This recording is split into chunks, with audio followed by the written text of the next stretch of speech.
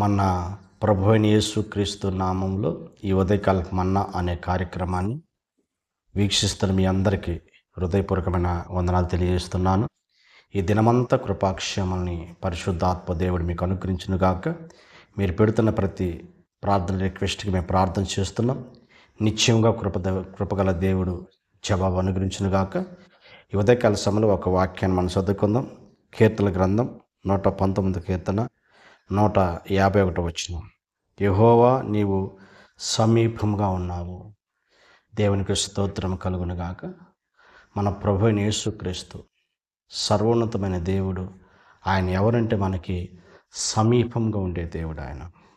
కనుక ప్రియ దేవుడి బిడ్డ, ఆయన మనకు సమీపంగా ఉండి అనేక గొప్ప కార్యాలు, అనేక అద్భుత కార్యాలు, అనేక ఆశ్చర్యకర ప్రభు జరిగించడమే కాకుండా సర్వోన్నతమైన దేవుడు నీ ప్రతి అవసరం తీర్చుటకు ఆయన శక్తివంతమైన దేవుడు.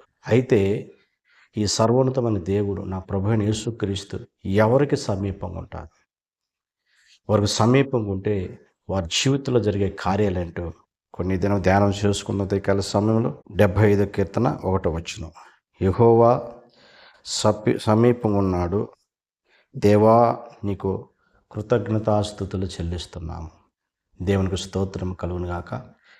సర్వోన్నతమైన దేవుడు ఎవరు అంటే, ఎవరైతే ఆయనకి కృతజ్ఞతాస్తుతులు చెల్లిస్తారో వారికి ఆయన సమీపంగా ఉండే దేవుడు ఆయన.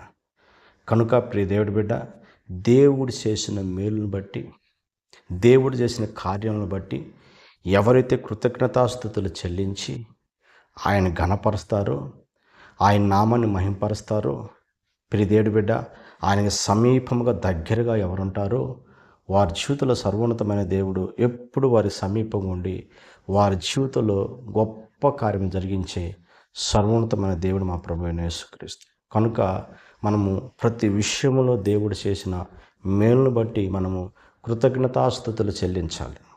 మనం గమనించినప్పుడు యోబు భక్తుడు కూడా అంటున్నాడు కదా, యోబు సమృద్ధిలో ఉన్నప్పుడు దేవుని కృతజ్ఞతాస్తుతులు చెల్లించాడు. సర్వం పోగొట్టుకున్నప్పుడు కూడా దేవుని కృతజ్ఞతాస్తుతులు చెల్లించి అంటున్నాడు, యెహోవా ఇచ్చును యెహోవా తీసుకునేను, ఆయన నామానికి మహిమ కలుగును గాక అంటున్నాడు. కనుక ప్రియ దేవుడి బిడ్డ, యోబు ఎప్పుడు ఎల్లవేళలా దేవుణ్ణి కృతజ్ఞతాస్తుతులు చెల్లిస్తున్నాడు. కనుక తన జీవితంలో పోగొట్టుకుని కోల్పోయినవి మరలా 200 ఆశీర్వాదాలు ప్రభు అనుగ్రహించాడు.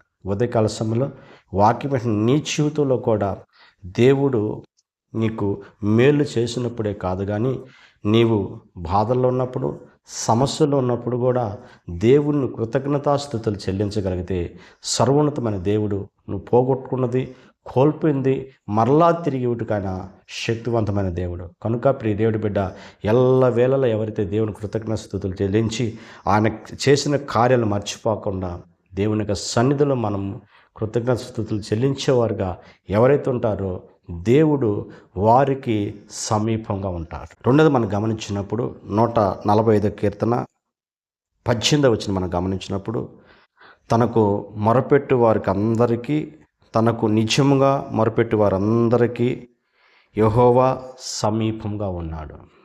దేవునికి స్తోత్రం కలుగును గాక. రెండోదిగా మనం గమనించినప్పుడు ప్రియ దేవుడి బిడ్డ, ఎవరికి ఆయన సమీపంగా ఉంటారంటే ఆయనకి మొరపెట్టు వారికి.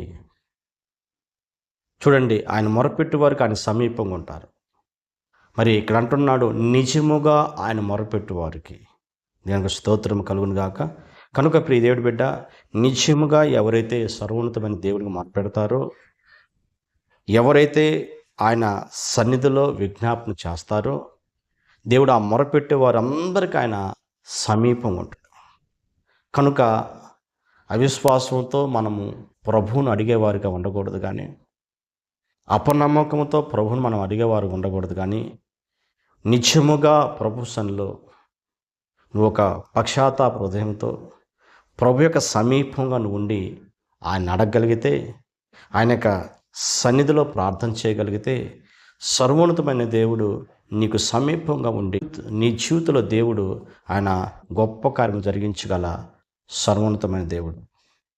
ఇశ్రాయేలు ప్రజలు కూడా ఐగుప్తు అనే చెరలో వాళ్ళు బానిసత్వం నుండి కృంగిపోయిన పరిస్థితుల్లో వారు కన్నీటిని వేదనతో నిజంగా దేవుని యొక్క సన్నిధిలో మొరపెట్టారండి. దేవుడు వారి మొర విని చూడండి, మోషేతో కూడా అంటున్నాడు, నా ప్రజల కష్టాన్ని, నా ప్రజల యొక్క బాధను, వారి మొరని నేను విన్నాను. అంటే ప్రభు ఆ ప్రజలు, ఇశ్రాయేలు ప్రజలు పడుతున్న ఆ బాధ, ఆ కష్టం, ఆ శ్రమని మోషేకు చెప్తున్నారు. అంటే చూడండి, వారు ఎంత నిజంగా ప్రభుత్వం మొరపెట్టారు, ఎంత కన్నీరు పెట్టారు ప్రియ దేవుడి బిడ్డ. కనుక ఆ నిజమైన ఆ ప్రార్థన, వారి కన్నీటి ఆ ప్రార్థన దేవుడు వారికి సమీపంగా ఉండి ఐగుప్తు అనే ఆ చెరలో నుంచి వాడు విడిపించడం జరిగింది. ఉదయకాల సమయంలో వాక్యమైన నీ జీవితంలో కూడా నువ్వు నిజంగా దేవుడి యొక్క సన్నిధిలో మొరపెట్టగలిగితే, నువ్వు ఏ చెరలో ఉన్నావో, ఏ బానిసత్వంలో ఉన్నావో, ఏ యొక్క అపవాది తంత్రాల నుంచి వాటి నుంచి నువ్వు బయటికి రాలేక స్థితిలో ఉన్నావో, వాటన్నిటిలో నుంచి విడిపించడం నా దేవుడు శక్తివంతమైన.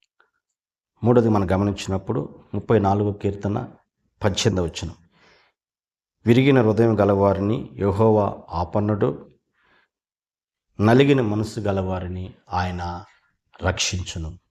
దేవునికి స్తోత్రము కలుగును గాక. మూడోదిగా గమనించినప్పుడు దేవుడి బిడ్డ, విరిగి నలిగిన హృదయం గలవారికి ఆయన ఆపన్నుడు, ఆయన సమీపంగా ఉండే దేవుడు. ఆయన ఎవరైతే విరిగి నలిగిన హృదయంతో దేవుని యొక్క సన్నిధిలో పశ్చాత్తాపడి నిజంగా ప్రభు సన్నిధిలో పశ్చాత్తాప హృదయం గల ప్రార్థన నీ జీవితంలో ఉంటే, సర్వోన్నతమైన దేవుడు ఆయన నీకు సమీపంగా ఉంటాడు. కనుక పశ్చాత్తాపం కలగాలి. ఇరిగి నలిగిన హృదయంతో ప్రభు దగ్గర రావాలి. ప్రభు దగ్గరకు వచ్చి నువ్వు ప్రార్థన చేయగలిగితే ఆయన నీకు సమీపంగా ఉండి నీ జీవితంలో కార్యం చేసే దేవుడు ఆయన. మనం గమనించినప్పుడు తప్పిపోయిన కుమారుడు యొక్క జీవితాన్ని కూడా మనం గమనించినప్పుడు, తప్పిపోయాడు, దుర్వ్యాపారాలు చేశాడు, నష్టపోయాడు.